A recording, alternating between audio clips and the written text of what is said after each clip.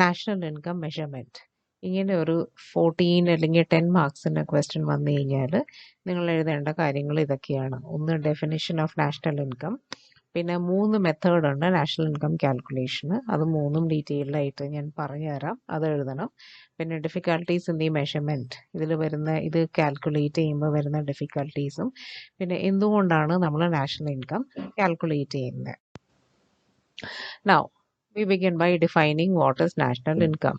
National income എന്ന് പറഞ്ഞു കഴിഞ്ഞാൽ total money value of goods and services produced by people of a country during a specified period. ഒരു വർഷം ആ കൺട്രിയിൽ reside ചെയ്യുന്ന ആൾക്കാരുടെ അല്ലെങ്കിൽ ആ കൺട്രിയുടെ സിറ്റിസൺസ് ആയ ആൾക്കാർ മാനുഫാക്ചർ ചെയ്യുന്ന ഗുഡ്സ് ആൻഡ് സർവീസസിൻ്റെ, അവർ പ്രൊഡ്യൂസ് ചെയ്യുന്ന ഗുഡ്സ് ആൻഡ് സർവീസസിൻ്റെ മണി വാല്യൂ, അതായത് ഇൻ ടേംസ് ഓഫ് മണി എത്രമാത്രം.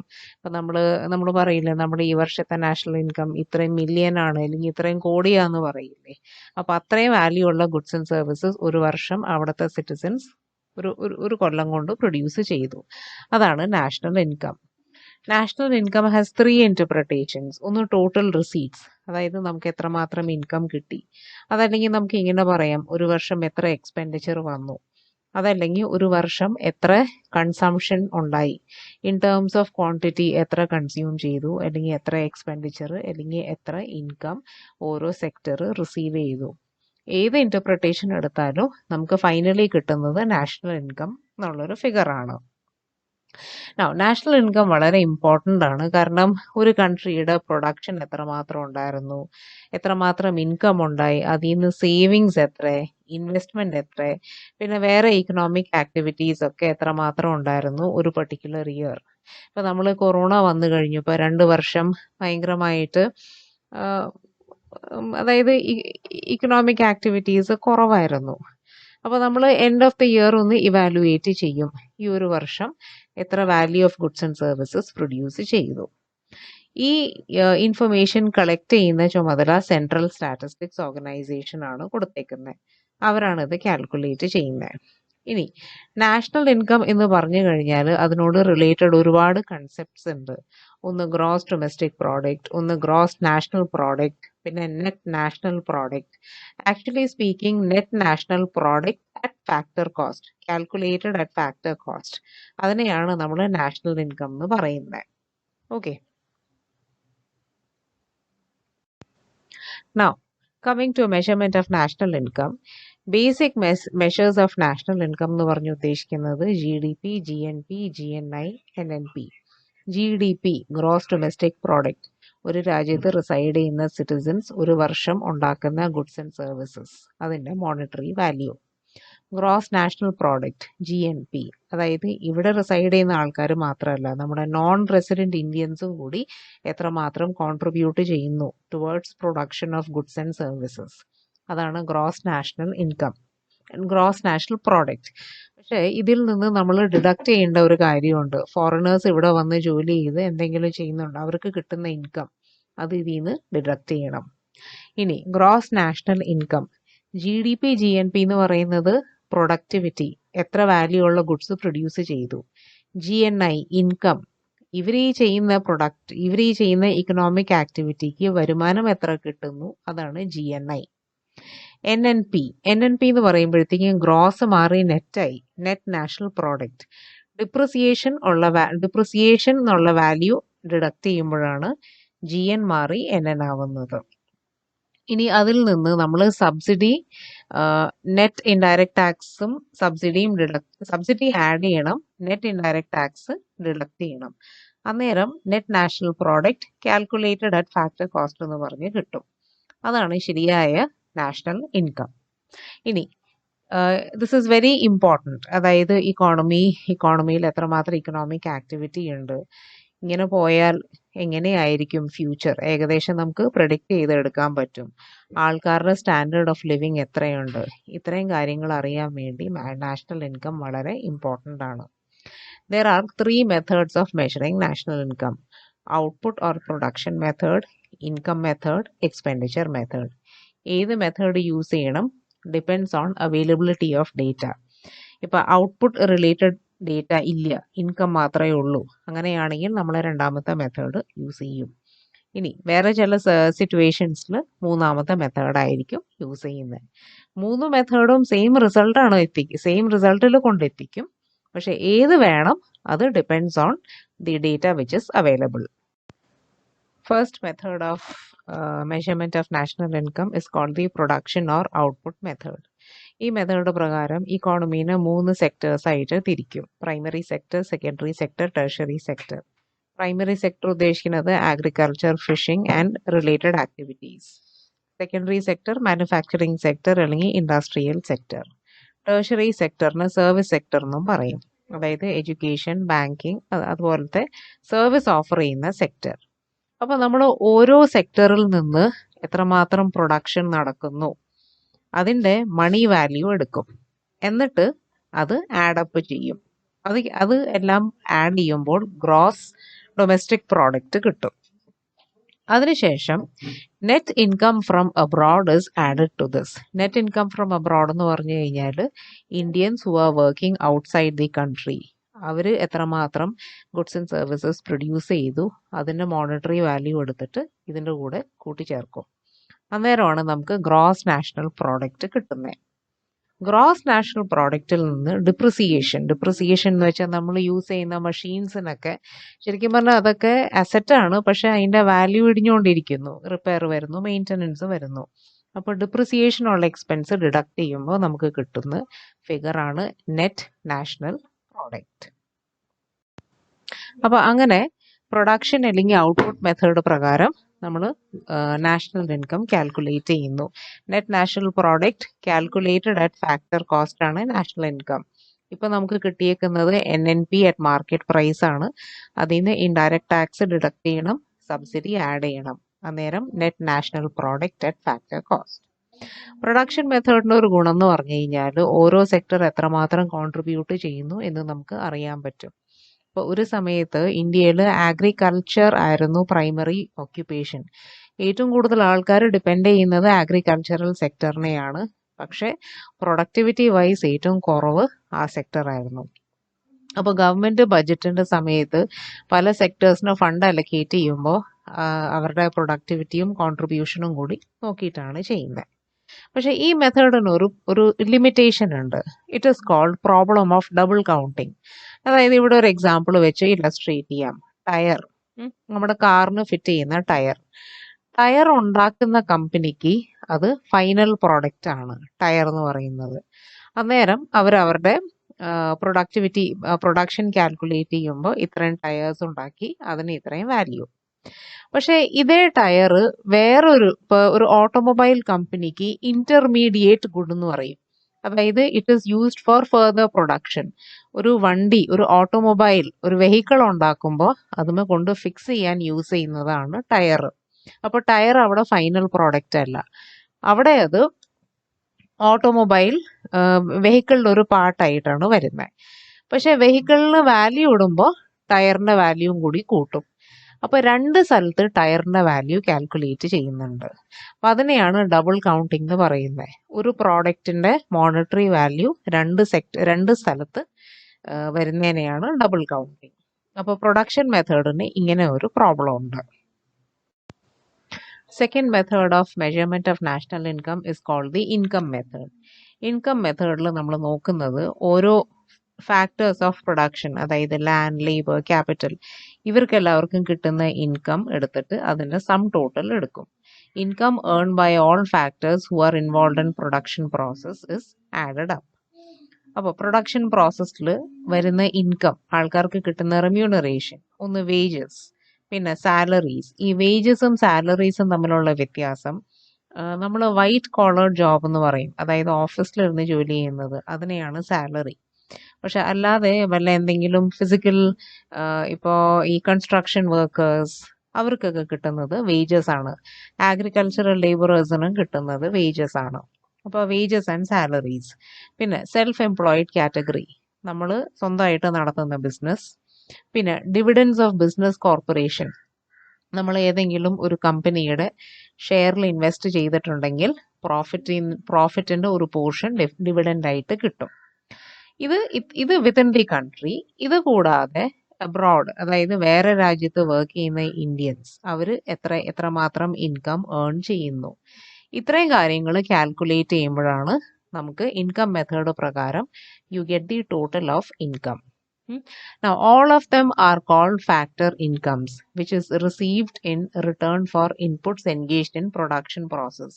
ഈ പറയുന്ന ആൾക്കാരെല്ലാവരും ലേബറേഴ്സ്, ബിസിനസ്മെൻ, പിന്നെ ഈക്വിറ്റിയിൽ അതായത് investing money in company shares, ഇതിനൊക്കെ അവർ ഈ ചെയ്യുന്ന ആക്ടിവിറ്റിക്ക് പകരം കിട്ടുന്ന ഇൻകം ആണ് ഫാക്ടർ ഇൻകം. Now, ആദ്യം തന്നെ നമ്മൾ കാൽക്കുലേറ്റ് ചെയ്യുന്നത് ഗ്രോസ് ഡൊമസ്റ്റിക് ഇൻകം ആണ്. Rent, wages, interest, corporate profit, അതായത് dividend, along with indirect tax and depreciation. അങ്ങനെ ഗ്രോസ് ഡൊമസ്റ്റിക് ഇൻകം കാൽക്കുലേറ്റ് ചെയ്ത് അതിൻ്റെ കൂടെ ആഡ് ചെയ്യും net factor income from abroad. ഈ നെറ്റ് എന്ന് പറയുന്നത് ടാക്സ് റിഡക്ട് ചെയ്തതിന് ശേഷമാണ്. ഓക്കെ, അപ്പൊ net factor income from abroad, Indians who are working abroad അവർക്ക് കിട്ടുന്ന ഇൻകം. അങ്ങനെ ഗ്രോസ് നാഷണൽ ഇൻകം കിട്ടും. Gross national income minus depreciation നമുക്ക് നാഷണൽ ഇൻകം അല്ലെങ്കിൽ net national product at factor cost. ഇങ്ങനെയാണ് ഇൻകം മെത്തേഡ് പ്രകാരം നമ്മൾ കാൽക്കുലേറ്റ് ചെയ്യുന്നത്. അപ്പൊ ഇത്രയും ഓർത്താൽ മതി. We have different factors of production. ഇവർ പല രീതിയിൽ പ്രൊഡക്ഷൻ പ്രോസസ്സിൽ ഇൻവോൾവ് ആവുന്നു. ചിലവരിപ്പോൾ ഈ ഡിവിഡൻസ് ഓഫ് ബിസിനസ് കോർപ്പറേഷൻ, നമ്മൾ ആ ബിസിനസ് തുടങ്ങാൻ വേണ്ടി ക്യാപിറ്റലിൽ കോൺട്രിബ്യൂട്ട് ചെയ്യുക, അതാണല്ലോ ഷെയറിൽ ഇൻവെസ്റ്റ് ചെയ്യുക എന്ന് പറയുന്നത്. പിന്നെ ആൾക്കാർ ഡയറക്ട്ലി ഓർ ഇൻഡയറക്ട്ലി എംപ്ലോയിഡ് ആയിരിക്കും. അവർക്ക് കിട്ടുന്ന വരുമാനം sum total plus abroad work ചെയ്യുന്ന ആൾക്കാരുടെ അതിൽ നിന്ന് ഡിപ്രിസിയേഷൻ എടുത്ത് മാറ്റും. അങ്ങനെ ഇൻകം മെത്തേഡ് പ്രകാരം കാൽക്കുലേഷൻ ഓഫ് നാഷണൽ ഇൻകം.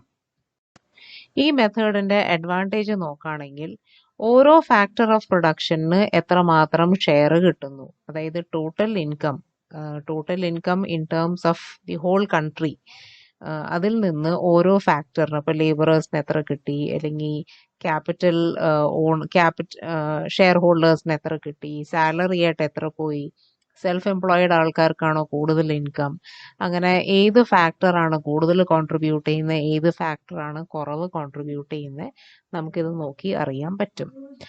ഓരോ ഫാക്ടറിന്റെ ഷെയറിനെയാണ് ഡിസ്ട്രിബ്യൂട്ടീവ് ഷെയർ എന്ന് പറയുന്നത്. അതായത് the share of each factor of production in the total income. It is called distributive share. ആദ്യത്തെ മെത്തേഡിൽ ഓരോ സെക്ടർ എത്ര കോൺട്രിബ്യൂട്ട് ചെയ്യുന്നു എന്നാണ്. ഇവിടെ ഓരോ ഫാക്ടർ ഓഫ് പ്രൊഡക്ഷൻ എത്രമാത്രം കോൺട്രിബ്യൂട്ട് ചെയ്യുന്നു. Now, ഇതിന്റെ ഡിസഡ്വാൻറ്റേജ് പറയുമ്പോൾ സെയിം പ്രോബ്ലം ഇവിടെയുണ്ട്, problem of double counting. Double counting എന്നുള്ളൊരു പ്രോബ്ലം സോൾവ് ചെയ്യാൻ രണ്ട് മെത്തേഡ് ഇവിടെ പറയുന്നുണ്ട്. First is final product method and second is value added method. Final product method പ്രകാരം നാഷണൽ ഇൻകം കാൽക്കുലേറ്റ് ചെയ്യുമ്പോൾ ഫൈനൽ ഗുഡ്സ് ആൻഡ് സർവീസസിന്റെ മാത്രം market value എടുക്കുകയുള്ളൂ, intermediate ഗുഡ്സിന്റെ എടുക്കില്ല. അതായത് നമുക്കറിയാം, ഇപ്പൊ ടയർ, നേരത്തെ പറഞ്ഞ എക്സാമ്പിളിൽ tyre is not a final product. അതൊരു വെഹിക്കിളിന് ഫിറ്റ് ചെയ്താലേ ഒരു ഫൈനൽ പ്രോഡക്റ്റ് ആവുള്ളൂ. അപ്പൊ ആ രീതിയിൽ നമ്മൾ ഫൈനൽ ഗുഡ്സ് ആൻഡ് സർവീസസ് ഏതാന്ന് നോക്കിയിട്ട് അതിന്റെ മാർക്കറ്റ് വാല്യൂ മാത്രം കാൽക്കുലേറ്റ് ചെയ്യും. ഇതാണ് ഒരു method in order to solve the problem of double counting. രണ്ടാമത്തത് value added method. Value added it each stage is counted for estimating national income. ഇപ്പൊ നമ്മൾ റോ മെറ്റീരിയലിനെ കൺവേർട്ട് ചെയ്യുന്നു. ഇപ്പൊ മരം വെട്ടി, നമ്മൾ ഫർണിച്ചർ ഉണ്ടാക്കാൻ ആദ്യം മരം വെട്ടും, പിന്നെ അതിനെ ഇങ്ങനെ ഡിഫറെന്റ് പീസസ് ആയിട്ട് ഇങ്ങനെ അറുത്തെടുക്കും, പിന്നെ അതിനെ ഫർണിച്ചറായി കൺവേർട്ട് ചെയ്യും. അങ്ങനെ ഇതിനിടയിൽ എന്തൊക്കെയോ പ്രോസസ്സ് ഉണ്ട്. അപ്പോൾ ഓരോ ഫേസ് കഴിയുമ്പോൾ അതിന്റെ വാല്യൂ കൂടുന്നു. അപ്പോൾ ഓരോ സ്റ്റേജിൽ എത്രമാത്രം വാല്യൂ ആഡ് ചെയ്യുന്നു അത് കാൽക്കുലേറ്റ് ചെയ്തിട്ടാണ് നാഷണൽ ഇൻകം എസ്റ്റിമേറ്റ് ചെയ്യുന്നത്. അതായത് ഒരു റോ മെറ്റീരിയൽ ഫൈനൽ പ്രോഡക്റ്റ് ആവുന്നവരെ എത്ര സ്റ്റേജസ് ഉണ്ട്, ഓരോ സ്റ്റേജിലും എത്രമാത്രം വാല്യൂ കൂടുന്നു. അങ്ങനെയാണ് ഈ ഡിസഡ്വാൻറ്റേജ് ഓഫ് ഡബിൾ കൗണ്ടിങ് ഇവിടെ സോൾവ് ചെയ്യുന്നത്. The third method used for estimating national income is the expenditure method.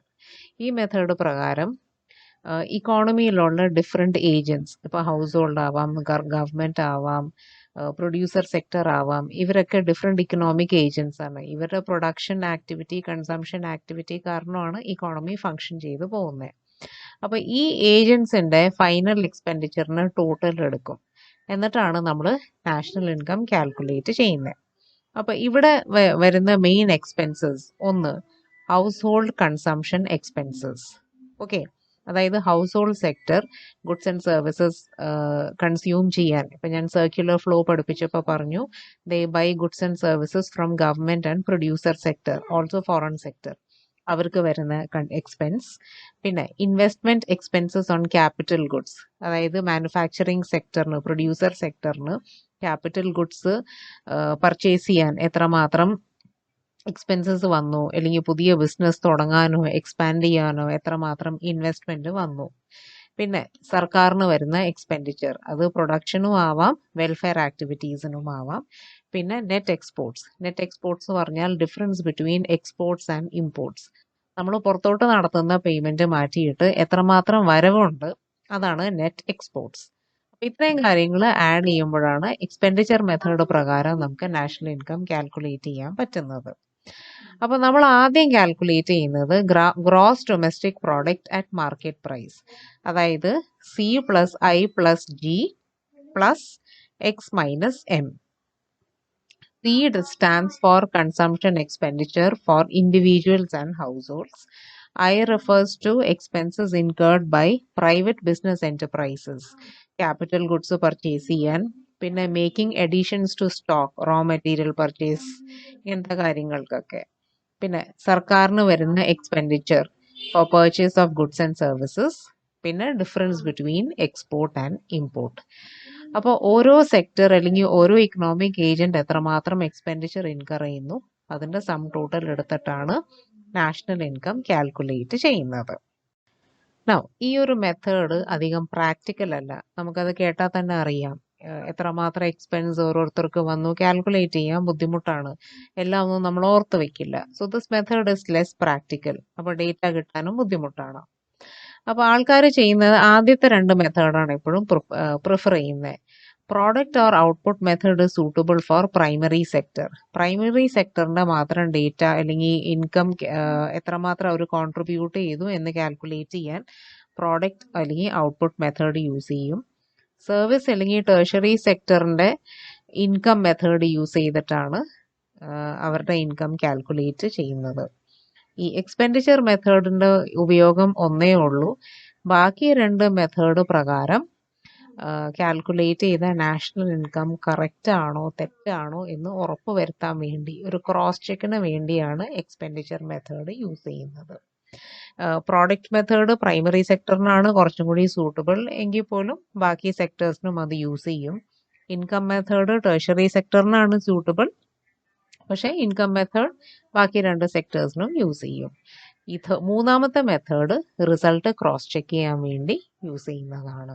കാരണം ഡേറ്റ കിട്ടാൻ ഭയങ്കര ബുദ്ധിമുട്ടാണ്. അപ്പോൾ ഈ തേർഡ് മെത്തേഡ് മാത്രം റിലൈ ചെയ്തുകൊണ്ട് നമുക്ക് നാഷണൽ ഇൻകം എസ്റ്റിമേറ്റ് ചെയ്യാൻ പറ്റില്ല. Next topic is difficulties in the measurement of national income. National income calculation ഒരിക്കലും ആക്യുറേറ്റ് ആയിരിക്കില്ല. അതിനുള്ള കാരണങ്ങളാണ് ഇനി പറയാൻ പോകുന്നത്. ഒന്നാമത്തത് നോൺ മോണറ്റൈസ് സെക്ടർ. നമ്മൾ അസ്യൂം ചെയ്യാണ് നമ്മുടെ ഇക്കോണമി മോണറ്റൈസ്ഡ് ആണ്, അതായത് എല്ലാ ട്രാൻസാക്ഷൻസും മണി യൂസ് ചെയ്തിട്ടാണ്. അതായത് നമ്മൾ കാശ് കൊടുക്കുന്നു, സാധനങ്ങൾ വാങ്ങിക്കുന്നു. പക്ഷെ ഇന്ത്യയിൽ ഇപ്പോഴും ചില ഭാഗങ്ങൾ, ചില റൂറൽ ഏരിയാസിൽ ആൾക്കാർ ബാർട്ടർ ട്രാൻസാക്ഷൻസ്, അതായത് ഇപ്പം നമ്മൾ ഗോതമ്പ് കൊടുത്ത് നെല്ല് വാങ്ങിക്കാന്ന് പറയില്ലേ, ഒരു സാധനം കൊടുത്ത് വേറൊരു സാധനം വാങ്ങിക്കുക, അങ്ങനത്തെ ട്രാൻസാക്ഷൻസ് ഇപ്പോഴും നടക്കുന്നുണ്ട്. പ്രത്യേകിച്ച് അത് പ്രൈമറി സെക്ടറിലാണ് നടക്കുന്നത്. അങ്ങനെ വരുമ്പോൾ ആ സെക്ടറിന് കോൺട്രിബ്യൂഷൻ ക്ലിയർ ആയിട്ട് മെഷർ ചെയ്യാൻ പറ്റില്ല. Second is lack of distinct differentiation. അതായത് ഇപ്പം നമ്മൾ ഇൻകം മെത്തേഡ് യൂസ് ചെയ്യുകയാണെങ്കിൽ ഒരാൾ തന്നെ പല ജോലികളും ചിലപ്പോൾ ചെയ്യും. അതായത് ആഗ്രികൾച്ചറൽ ലേബറർ, കൃഷി ചെയ്യുന്ന ആൾ തന്നെ ചിലപ്പോൾ ഈ കോട്ടേജ് ഇൻഡസ്ട്രി എന്ന് പറയില്ലേ, ചെറുകിട വ്യവസായ സ്ഥാപനങ്ങൾ, അവിടെയും ജോലി ചെയ്യും. പിന്നെ ചിലപ്പോൾ കൃഷി മോശമാണ് അല്ലെങ്കിൽ സീസൺ ഒരു പർട്ടിക്കുലർ സീസണിൽ ഇൻകം ഇല്ല എന്ന് തോന്നിക്കഴിഞ്ഞാൽ അവർ സിറ്റിയിൽ വന്നിട്ട് ചിലപ്പോൾ കൺസ്ട്രക്ഷൻ ലേബറേഴ്സ് ആയിട്ടും ചിലപ്പോൾ ജോലി ചെയ്തൊന്നും ഇരിക്കും. അപ്പോൾ ഇവർ എക്സാക്ട്ലി ഏത് സെക്ടറിലാണ് വർക്ക് ചെയ്യുന്നത്, ഏത് സെക്ടറിലാണ് ഏത് സെക്ടറിലേക്കാണ് ഇൻകം പോകുന്നത്, അത് നമുക്ക് ക്ലിയർ ആയിട്ട് പറയാൻ പറ്റില്ല. ഒരാൾ തന്നെ പല രീതിയിലുള്ള ജോലികൾ ചെയ്യുന്നു. പിന്നെ third is black money. Black money means unaccounted money. അത്രയും കാശ് നമ്മുടെ കയ്യിൽ ഉണ്ടെന്നുള്ളതിൻ്റെ ഒരു തെളിവ് പോലും ആരുടെയും കയ്യിൽ ഉണ്ടാവില്ല. Economic activities which remain unaccounted for income comes under black money. അപ്പോൾ ഇതിൻ്റെ ഉദ്ദേശം ടാക്സ് വെട്ടിക്കുക എന്നാണ്. ഈ സെൽഫ് എംപ്ലോയിഡ് കാറ്റഗറി ബിസിനസ്സുകാർ അവർ ഡിസ്ക്ലോസ് ചെയ്യുന്ന ഇൻകം അത് നമുക്ക് വിശ്വസിക്കുക എന്നല്ലാതെ വേറൊരു ചോയ്സ് ഇല്ല. അവർ ചിലപ്പോൾ ഏൺ ചെയ്യുന്നതിൻ്റെ പകുതിയായിരിക്കും അവിടെ ഡിസ്ക്ലോസ് ചെയ്യുന്നത്. അപ്പോൾ അതിൻ്റെ ബേസിസിലായിരിക്കും നമ്മൾ നാഷണൽ ഇൻകം കാൽക്കുലേറ്റ് ചെയ്യുന്നത്. പക്ഷെ അവർ ഡിസ്ക്ലോസ് ചെയ്യാത്ത ഇൻകം ഉണ്ട്, അതിനെയാണ് ബ്ലാക്ക് മണി എന്ന് പറയുന്നത്. അപ്പോൾ ബ്ലാക്ക് മണി എത്രത്തോളം നമ്മുടെ ഇക്കോണമിയിലുണ്ട് നമുക്കറിയാൻ യാതൊരു മാർഗവും ഇല്ല. Now, fourth difficulty in the measurement of national income, non-availability of data. ഞാൻ മൂന്നാമത്തെ മെത്തേഡ് പഠിപ്പിച്ചപ്പോൾ പറഞ്ഞു, എക്സ്പെൻഡിച്ചർ മെത്തേഡിൽ എല്ലാ ഇക്കണോമിക് ഏജൻസിൻ്റെ എക്സ്പെൻസസ് കണ്ടുപിടിക്കാൻ ബുദ്ധിമുട്ടാണ്, ഇൻഫർമേഷൻ കിട്ടാൻ ബുദ്ധിമുട്ടാണ്. അതേപോലെ തന്നെ സ്മോൾ സ്കെയിൽ പ്രൊഡ്യൂസേഴ്സ്, അതായത് ചെറിയ ചെറിയ ബിസിനസ്സുകാർ, ഇവർ ചിലപ്പോൾ പ്രോപ്പറായിട്ട് അക്കൗണ്ട് മെയിൻറ്റെയിൻ ചെയ്യില്ല. അതേപോലെ ആഗ്രികൾച്ചറൽ ആക്ടിവിറ്റീസിൽ വാല്യൂ ആഡഡ് മെത്തേഡ് യൂസ് ചെയ്യുകയാണെങ്കിൽ നമ്മൾ റോ മെറ്റീരിയൽ കൺവേർട്ട് ചെയ്യാന്ന് പറയില്ലേ, ഓരോ പ്രാവശ്യം ഓരോ സ്റ്റേജിൽ പ്രോസസ്സിങ് നടന്ന് ഒരു ഫൈനൽ ഔട്ട്പുട്ട് ഫൈനൽ പ്രോഡക്റ്റായി മാറുന്നു. അപ്പോൾ ആഗ്രികൾച്ചറൽ ആക്ടിവിറ്റീസിൽ അത് കാൽക്കുലേറ്റ് ചെയ്യാൻ ബുദ്ധിമുട്ടാണ്. പിന്നെ ഈ പറഞ്ഞ പോലെ സ്മോൾ സ്കെയിൽ പ്രൊഡ്യൂസേഴ്സ്, ചെറിയ ചെറിയ ബിസിനസ്സുകാർ പ്രോപ്പറായിട്ട് അക്കൗണ്ട് മെയിൻറ്റെയിൻ ചെയ്യില്ല. അപ്പോൾ അവർ തരുന്ന ഫിഗേഴ്സ് ചിലപ്പോൾ കറക്റ്റ് ആയിരിക്കില്ല. പിന്നെ ചില പർട്ടിക്കുലർ സെക്ടറിൽ നിന്ന് ഡേറ്റ തന്നെ കിട്ടിയെന്നിരിക്കില്ല, ബാർട്ടർ ട്രാൻസാക്ഷൻസ്. അപ്പോൾ ഇൻഫർമേഷൻ പ്രോപ്പറായിട്ട് കിട്ടാതെ നമുക്ക് നാഷണൽ ഇൻകം ആക്യുറേറ്റ് ആയിട്ട് ഒരിക്കലും കാൽക്കുലേറ്റ് ചെയ്യാൻ പറ്റില്ല. Now, what is the significance of national income? എന്തിനാണ് നാഷണൽ ഇൻകം മെഷർ ചെയ്യുന്നത്? അതിൽ പല കാരണങ്ങളുണ്ട്. ഒന്നാമത്തെ, provides information regarding income yielding sectors in the economy. ഇക്കോണമിയിൽ ബേസിക്കലി 3 സെക്ടേഴ്സ് ആണ്. അതിൽ ഏറ്റവും കൂടുതൽ ഇൻകം ഏത് സെക്ടറിനാണ്, ഏറ്റവും കുറവ് ഇൻകം ഏത് സെക്ടറിനാണ്, നാഷണൽ ഇൻകം എസ്റ്റിമേറ്റ്സ് നോക്കിയാൽ അറിയാൻ പറ്റും. Second is it shows the overall performance of the economy. കഴിഞ്ഞ വർഷം അപേക്ഷിച്ച് ഈ വർഷമാണോ ഇൻകം കൂടുതൽ, കഴിഞ്ഞ വർഷം ആയിരുന്നു ഇതിലും കൂടുതൽ. പിന്നെ പെർ ക്യാപിറ്റ ഇൻകം എത്രയാ, നാഷണൽ ഇൻകം കാൽക്കുലേറ്റ് ചെയ്തിട്ട് നമ്മുടെ പോപ്പുലേഷൻ എത്രയാണ് അതുകൊണ്ട് ഡിവൈഡ് ചെയ്ത് കഴിഞ്ഞാൽ പെർ ക്യാപിറ്റ പെർ പേഴ്സൺ എത്ര ഇൻകം കിട്ടുന്നു. അതുകൊണ്ടാണ് നമ്മൾ ലിവിങ് സ്റ്റാൻഡേർഡ് മെഷർ ചെയ്യുന്നത്. അപ്പോൾ കഴിഞ്ഞ വർഷത്തെക്കാളും ഭേദമാണോ ഈ വർഷം, അല്ലെങ്കിൽ കഴിഞ്ഞ വർഷത്തെക്കാളും മോശമാണോ പെർഫോമൻസ് അറിയാൻ പറ്റും. അത് തന്നെയാണ് മൂന്നാമത്തെ പോയിന്റും പറയുന്നത്. By comparing national income estimates over a period of time. അതായത് കഴിഞ്ഞ 10 വർഷത്തെയോ 15 വർഷത്തെ നാഷണൽ ഇൻകം എസ്റ്റിമേറ്റ്സ് നോക്കിക്കഴിഞ്ഞാൽ നമ്മുടെ ഇക്കോണമി വളരുന്നോ അല്ലെങ്കിൽ അത് സ്റ്റാഗ്നേറ്റ് ചെയ്യാണോ കൺസിസ്റ്റന്റ് ആയിട്ട് പോവാണോ ഇങ്ങനത്തെ കാര്യങ്ങൾ അറിയാൻ പറ്റും. പിന്നെ it shows A contribution of each sector. Agricultural sector ആണോ കൂടുതൽ കോൺട്രിബ്യൂട്ട് ചെയ്യുന്നത്, സർവീസ് സെക്ടർ ആണോ, foreign trade, net income from abroad, exports എത്രമാത്രം ഉണ്ട്, ഇങ്ങനത്തെ കാര്യങ്ങളൊക്കെ നമുക്ക് അറിയാൻ പറ്റും. പിന്നെ അതേപോലെ തന്നെ it throws light on the distribution of national income among different factors of production. Different factors of production ഞാൻ പറഞ്ഞല്ലോ, ലാൻഡ്, ലേബർ, ക്യാപിറ്റൽ. അപ്പോൾ ഓരോരുത്തരുടെ ഷെയർ എത്രയാണ്, അതായത് ടോട്ടൽ ഇൻകം ഡിസ്ട്രിബ്യൂട്ട് ചെയ്തു പോകുമ്പോൾ ഏത് ഫാക്ടറിനാണ് കൂടുതൽ കിട്ടുന്നത്, അത് നമുക്കിവിടെ അറിയാൻ പറ്റും. പിന്നെ it is use to estimate the degree of inflation or deflation. Inflation എന്ന് പറഞ്ഞു കഴിഞ്ഞാൽ ഭയങ്കരമായിട്ട് സാധനങ്ങൾക്ക് വില കൂടുക, ആൾക്കാരുടെ കയ്യിൽ എവിടുന്നോ മണി സപ്ലൈ ഭയങ്കരമായിട്ട് വരും, അതായത് മണി സപ്ലൈ കൂടുതലായിരിക്കും, അപ്പോൾ ഡിമാൻഡ് കൂടുമ്പോൾ എല്ലാ ഐറ്റംസിൻ്റെയും വില കൂടും. അപ്പോൾ ഇൻഫ്ലേഷൻ ആണോ അല്ലെങ്കിൽ ഡീഫ്ലേഷൻ ആണോ, എത്രമാത്രം ഉണ്ട്, ഭയങ്കര സീരിയസ് ആണോ അല്ലെങ്കിൽ നമുക്ക് സോൾവ് ചെയ്യാൻ പറ്റാവുന്ന ലെവലിലാണോ, ഇങ്ങനത്തെ കാര്യങ്ങളൊക്കെ നാഷണൽ ഇൻകം വെച്ച് അറിയാൻ പറ്റും. പിന്നെ national income statistics enable the government to measure the taxable capacity of people. Income method പ്രകാരം ഓരോ ഫാക്ടറിന് എത്രമാത്രം ഇൻകം കിട്ടുന്നുണ്ട്, ആൾക്കാരുടെ ടാക്സബിൾ കപ്പാസിറ്റി എത്രയാണ്, അതായത് നമുക്ക് കിട്ടുന്ന വരുമാനത്തിന്റെ ഒരു പോർഷനാണ് ടാക്സ് ആയിട്ട് കൊടുക്കുന്നത്. അപ്പൊ എത്ര പേര് ഇൻകം ഏൺ ചെയ്യുന്നുണ്ട്, അതിൽ നിന്ന് എത്ര പേർക്ക് ടാക്സബിൾ ഇൻകം ഉണ്ട്, ഒരു ലിമിറ്റിന് മുകളിലാണെങ്കിലാണ് നമ്മൾ ടാക്സ് കൊടുക്കേണ്ടത്. അപ്പോൾ ടാക്സബിൾ ഇൻകം ഉള്ള എത്ര ആൾക്കാർ ഇന്ത്യയിലുണ്ട് ഇതിൽ നിന്ന് അറിയാൻ പറ്റും. Last is national income statistics contain figures of consumption, saving and investment. നമുക്ക് കിട്ടുന്ന ഇൻകം അതിൽ നിന്ന് ഒരു പോർഷൻ നമ്മൾ ടാക്സ് ആയിട്ട് കൊടുക്കുന്നു, ബാക്കിയുള്ളത് കൺസ്യൂം ചെയ്യുന്നു. ഇതെല്ലാം കഴിഞ്ഞ് എന്തെങ്കിലും ബാക്കി ഇഫ് സംതിങ് ഇസ് ലെഫ്റ്റ് അതാണ് നമ്മൾ സേവ് ചെയ്യുന്നത്. നമ്മുടെ സേവിങ്സ് ബാങ്കിലോ അല്ലെങ്കിൽ വേറെ ഏതെങ്കിലും ഫിനാൻഷ്യൽ ഇൻസ്റ്റിറ്റ്യൂഷനിൽ കൊണ്ട് ഡെപ്പോസിറ്റ് ചെയ്ത് കഴിഞ്ഞാൽ അതിങ്ങനെ പ്രൊഡക്റ്റീവ് ആയിട്ടുള്ള പ്രോജക്ട്സിൽ ഇൻവെസ്റ്റ്മെന്റ് ആയിട്ട് മാറും. അപ്പോൾ ഇൻകം ഉണ്ടെങ്കിലേ കൺസംഷനും ഇൻകം ഉണ്ടെങ്കിലേ കൺസംഷൻ എന്തായാലും നടക്കും. ഇൻകം കൂടുതൽ ഉണ്ടെങ്കിലേ സേവിങ്സ് ഉണ്ടാവുള്ളൂ, സേവിങ്സ് ഉണ്ടായാലേ ഇൻവെസ്റ്റ്മെന്റ് ഉണ്ടാവുള്ളൂ. ഇപ്പൊ നാഷണൽ ഇൻകം സ്റ്റാറ്റിസ്റ്റിക്സ് വെച്ച് നമുക്ക് എത്രമാത്രം ഇൻകം ഒരു ആവറേജ് ഇന്ത്യൻ ഏൺ ചെയ്യുന്നു അറിയാൻ പറ്റും. ഓക്കെ, അപ്പൊ ഇത്രയും കാര്യങ്ങൾ വെച്ച് നോക്കുമ്പോൾ നാഷണൽ ഇൻകം എസ്റ്റിമേഷൻ വളരെ ഇമ്പോർട്ടൻ്റ് ആണ്. ഞാൻ പറഞ്ഞ 3 മെത്തേഡ്സിനും അതിൻ്റെതായ ഡ്രോബാക്സ് ഉണ്ട്. അതുകൊണ്ട് ആക്യുറേറ്റ് ആയിട്ടൊരു ഫിഗർ കിട്ടില്ല. എങ്കിലും നമ്മൾ എങ്ങനത്തെ ഫേസിൽ കൂടെ പോകുന്നു, നമ്മുടെ ആൾക്കാരുടെ ലിവിങ് സ്റ്റാൻഡേർഡ് എത്രയാണ്, ഇത്രയും കാര്യങ്ങൾ നമുക്ക് നാഷണൽ ഇൻകം എസ്റ്റിമേറ്റ്സിൽ നിന്ന് അറിയാൻ പറ്റും.